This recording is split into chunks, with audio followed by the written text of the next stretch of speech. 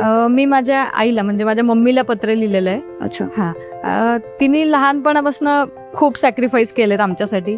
म्हणजे तिला बरेच वेळा नोकरी करायची इच्छा होती.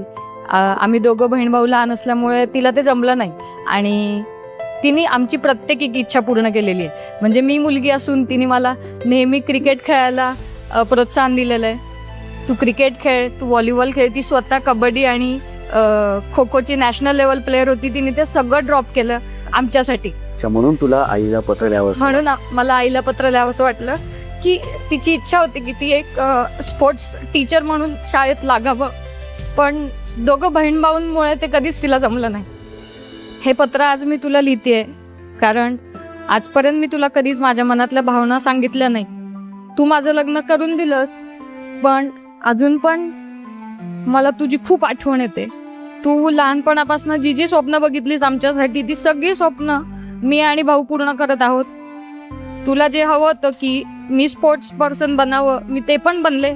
पप्पांना जे हवं होतं मी वेल सेटल व्हावं, ते पण मी बनले. आणि मी सासरी खूप सुखाने नांदत आहे.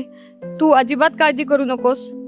तुझ्या ज्या ज्या इच्छा आहेत त्या सगळ्या मी तू माझ्यात आहेस असं म्हणूनच पूर्ण करतेय. आणि मला या पत्ररूपी तुला आज सॉरी म्हणावंसं वाटतंय की आम्ही लहान होतो, कुटुंबाची जबाबदारी तुझ्यावर होती आणि म्हणून तू एक स्पोर्ट्स टीचर नाही बनू शकली.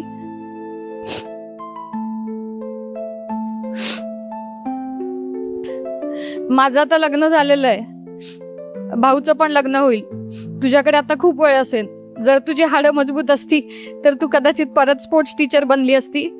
पण खरंच सॉरी, आम्ही तुला तुझं स्वप्न नाही पूर्ण करू दिलं.